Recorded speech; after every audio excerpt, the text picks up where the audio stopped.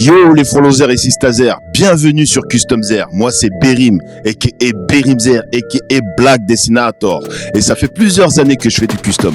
Qu'est-ce que c'est que le custom? C'est une activité artistique et artisanale qui consiste à personnaliser des sneakers, des vêtements, des vestes, consoles de jeux, etc. Et dans cette émission, on va recevoir des artistes qui vont nous partager leur passion, leur expérience, mais aussi leurs difficultés. Donc Custom Zer, c'est parti. Let's go, bro.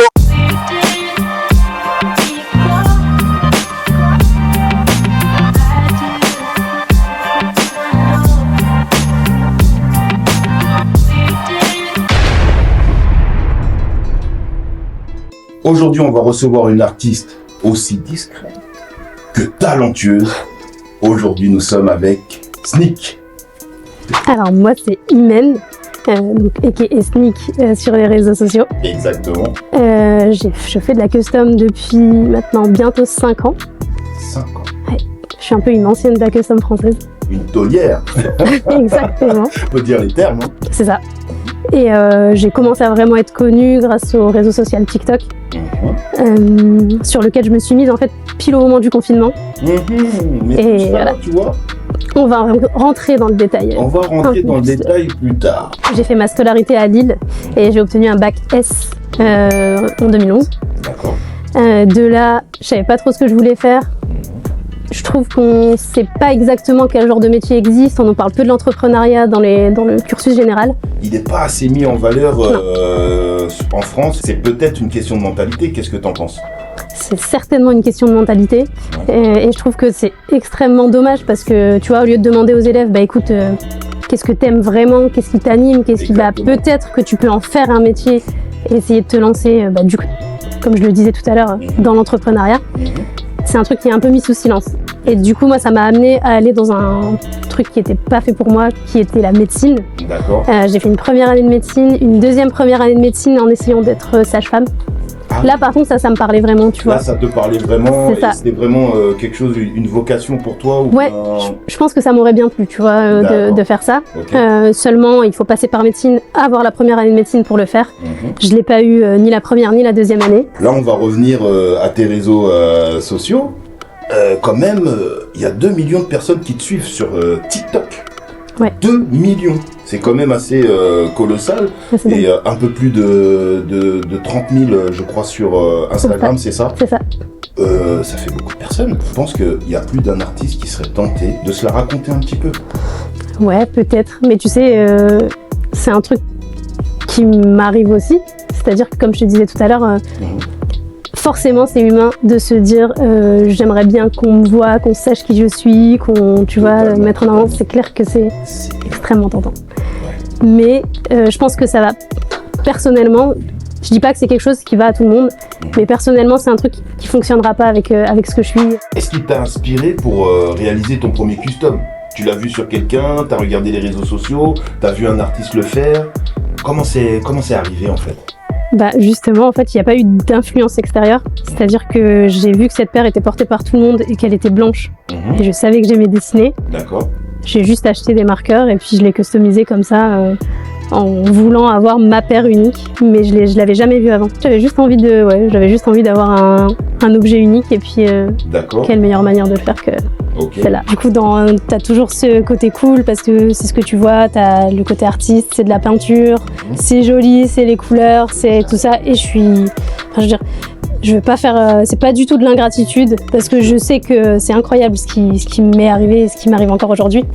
Mais il y a toujours forcément un côté, comme tu le disais, un peu moins cool, qui est pas forcément seulement chez les artistes, mais qui est beaucoup chez les entrepreneurs. Exactement. Quand j'ai commencé à être connue sur TikTok, j'ai commencé à avoir beaucoup de commandes.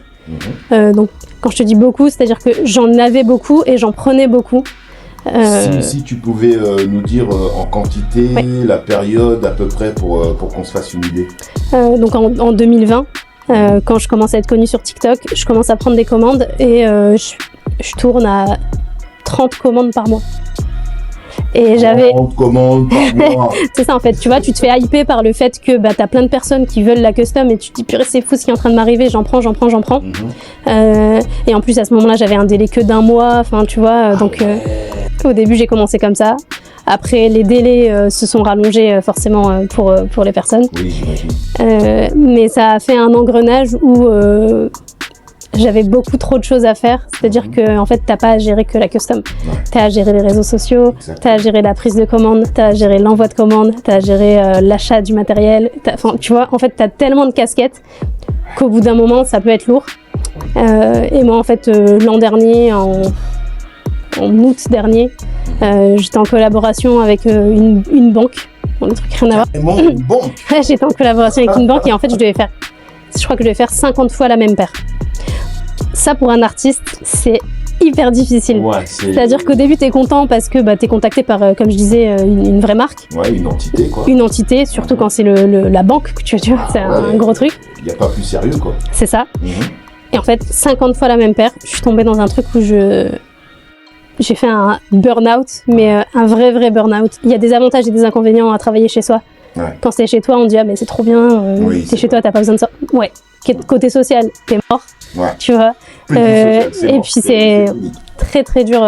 Moi, le silence, ça me rendait ouf. En fait, si tu veux, du coup, je mettais énormément de temps Ouais. à customiser mes paires Ouais. parce que je passais beaucoup de temps à essayer de trouver un podcast à écouter en même temps. D'accord. Tu vois, j'écoutais même pas de musique parce que j'avais besoin d'entendre des gens parler. Tu vois, pour te dire, j'avais besoin que ce soit. Pour te sentir un petit peu accompagné. Exactement. Et pas avoir ce vide, en fait. Hein. C'est ça. Ouais, C'est ça. combler un petit peu ce vide. Exactement. Et donc ça m'a mené à un gros burn-out. Je postais plus sur les réseaux sociaux, j'arrivais plus à suivre le truc, tu vois. Ouais, quand même. C'est ça. Et puis je savais pas ce qui allait me sortir de ça. Août, je commence à aller mal. Et en fait, en novembre, j'apprends que je suis enceinte. Et là, ça m'a, si tu veux, dès que j'ai su que j'étais enceinte, D'accord. j'ai eu un switch dans ma tête qui me disait, ouais, là, je porte la vie. Ouais. Là, ça va ressentir ce que je suis en train de ressentir. Mhm. Le travail ne peut pas m'atteindre comme ça, tu vois. Et il atteindra pas mon enfant de toute façon. Donc voilà. Et là, il y a eu Il y a eu ce basculement Ouais, c'est ça. dès l'annonce C'est ça. de ta grossesse. Exactement. Et ça a tout Incroyable. calmé. Ouais. Incroyable. Ouais, c'est fou, franchement, c'est bon. Franchement, ton histoire, elle me touche beaucoup. Le burn-out, Ouais, personne n'est à l'abri. c'est clair. Et là, franchement, ton histoire, elle est superbe. Parce que là, tu nous montres toute la difficulté de honorer ses commandes et de tout gérer, réseaux sociaux, logistique, etc. Ouais. Qui est extrêmement dur à gérer quand on est seul, parce que personne ne peut dessiner à notre place. Ça, c'est sûr. Voilà. Donc, on est livré un petit peu à nous-mêmes. Et le fait d'avoir eu cette merveilleuse nouvelle, C'est ça. voilà, Ça m'a calmé. ça t'a calmé. Ah ouais, non, franchement, ça m'a Et fait beaucoup de bien. c'est une sorte de renaissance, en fait. Ouais, c'est ça. C'est ça. la nouvelle hymen. C'est ça, la nouvelle Super humaine. hymen. Exactement. Exactement. Ouais, non, si, c'est ça. C'est vraiment c'est incroyable ce que ça peut faire dans une vie d'avoir un enfant. J'imagine Ouais. complètement. C'est j'imagine très beau. complètement. Bah, juste quand on voit ton sourire rayonnant comme ça. On sent, peut-être dès que tu parles de ton enfant. Ouais. Tac. J'ai vu tes yeux briller un Ouais. petit peu et franchement, ça m'a beaucoup touché. En tout cas, merci d'être venu Avec dans grand cette plaisir. émission Avec et plaisir. de nous avoir exposé en fait ton expérience, de nous avoir raconté tout ce qui va bien dans le custom. On fait ce qu'on aime. C'est beau, C'est cool. mais il n'y a pas que ça. Et non, Il y a pas que ça. il n'y a pas que ça. Mais en tout cas, merci d'avoir partagé ton expérience. Merci à toi. Ça fait plaisir de te voir avec le sourire. Et ben, merci à Et, toi de nous avoir permis de dire ce qu'on avait à dire. Bah, C'est cool. Bah, en tout cas, c'est l'objectif. Et ben voilà, C'est c'est fait. l'objectif. Ça fait super plaisir. Et là, je te vois, mais je sens que t'es reparti. Ah, mais là, ça va être. fort. Là, cette année, vous n'êtes pas prêts.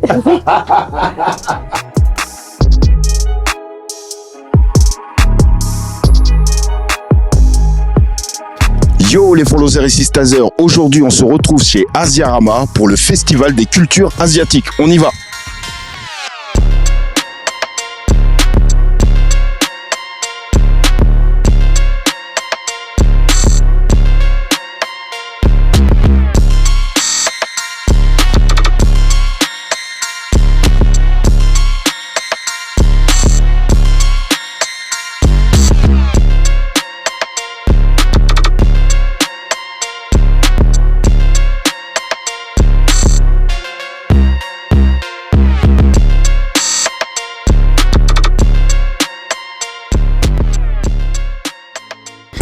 nous sommes à Asiarama, le festival de la culture asiatique, et nous sommes en compagnie de son organisateur. Est-ce que tu peux te présenter ?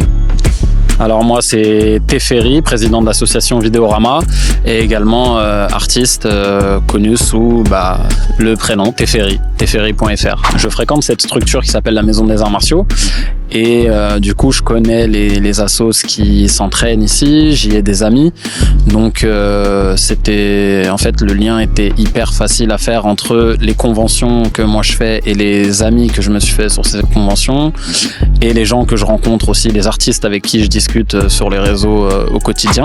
Quelles sont les principales activités et attractions que tu as prévues pour la convention ?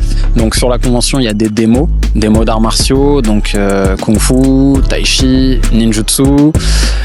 Il y a plein d'artistes de plein d'univers différents. Il y a du sneakers custom, il y a du dessin manga, de l'illustration, il y a du pixel art. Il y a beaucoup de choses, beaucoup d'artistes et beaucoup d'animations. Il y a un DJ set avec un thème plutôt japonais, city pop sur toute la durée du festival. Et pour la clôture, on a un concert de taiko et tambour japonais. Ah oui, ça c'est stylé. Ça va être très cool. Ouais, j'aime beaucoup, ça c'est stylé. Et qu'est-ce qui t'a inspiré à organiser cet event ? Comme je t'ai dit dans la question précédente, c'est un raccourci qui est assez facile. Je suis assez fan de manga et de culture asiatique, des cultures asiatiques en général. Donc, et comme je fréquente cette structure, l'idée elle est venue assez facilement. Et puis voilà, avec l'association, on commence à se développer et on aimerait organiser de plus en plus d'événements, en plus des séances ciné qu'on organise tous les mois. On a l'ambition de faire le Vidéorama Festival l'année prochaine, ça serait cool. Un festival plus rétro, pop culture, années 80-90, parce que Vidéorama, c'est aussi ça le thème sur les séances de ciné qu'on met en place tous les mois au cinéma Marcel à Corbeil. C'est ça, c'est du ciné pop culture 80-90. Les futurs projets, on mène des actions socio-culturelles. Je t'ai dit, la création de liens sociaux dans les quartiers, c'est important pour nous. Moi, je viens d'un quartier populaire de Corbeil et j'ai toujours reçu dans mon enfance sans donner grand-chose en retour. Donc, c'est ce qu'on a envie de faire aussi. On a envie de proposer ce genre d'événements qui sont totalement gratuits aux autres, parce que moi j'étais à Euro Disney, j'étais au parc Astérix gratuitement, au cinéma quand j'étais jeune, et on a envie de rendre ça. Donc on organise des tournois pour les enfants de temps en temps, pendant les vacances scolaires en général. En tout cas, félicitations pour cette initiative, pour cette première convention, et en espérant qu'il y en aura plein d'autres. Et merci aussi à ton esprit d'altruisme, car on en a besoin actuellement. Merci beaucoup, merci à toi, et on espère te voir sur toutes les éditions de Asiarama. Ah, la première, tu dois être là pour toutes les autres maintenant. Ah, ça y est, c'est bon, c'est la famille, là je serai là. Voilà, là j'ai mon rond de serviette, c'est bon. Et on va renommer même le bâtiment. Merci en tout cas mon gars, c'était cool. Yo les followers ici Stazer, on va au contact du peuple avec un micro-trottoir. Penses-tu que le fait de personnaliser ses vêtements ou ses baskets est une façon de s'exprimer, de se démarquer des autres ? Oui, un peu quand même. Ouais, carrément. Mais totalement. Je suis un peu classique, je mets des skate shoes. Ouais. Je vois, il y a plein de gens qui ont les mêmes chaussures. Apporter sa petite touche sans forcément aller dépenser 10 milliers d'euros pour avoir le modèle que personne n'a, je trouve ça trop cool. Et le fait de la personnaliser, ça rajoute encore plus de... Encore plus de la personnalité, ouais. Tu peux mettre tes initiales et tout, c'est cool, c'est un souvenir aussi sur le long terme. De toute façon, la mode, c'est un moyen d'expression. Donc, à partir du moment où tu rajoutes ta patte sur une création, moi, je valide. Je suis plusieurs artistes qui customisent des lunettes, des chaussures, et je trouve que ça rend grave stylé. Il y en a plein, ils font ça et ils se démarquent grave des autres. C'est original et ça leur permet de faire leur art et s'exprimer. Et même acheter des pièces customisées, c'est bien parce que déjà tu soutiens les gens qui veulent vivre de leur art et ça te permet aussi de te démarquer, etc. Si t'aimes bien les pièces, pourquoi pas, hein. C'est l'heure de l'instant tuto avec Raph Origins qui va nous montrer comment personnaliser une paire de crampons. C'est parti.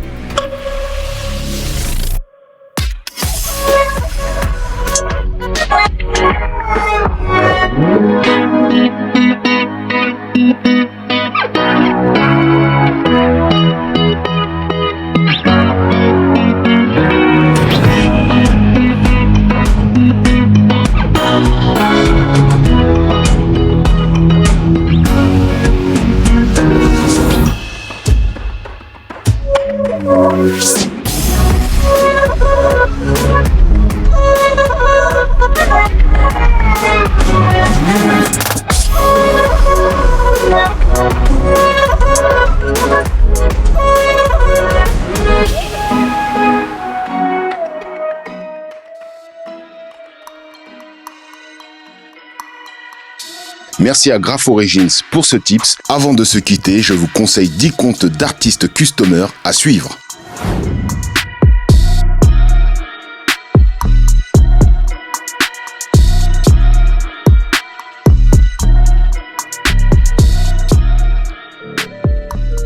On se dit à très bientôt. Ciao les frolosers et sistazers. Comme on dit chez moi, FCB, fais ça bien et on reste connecté.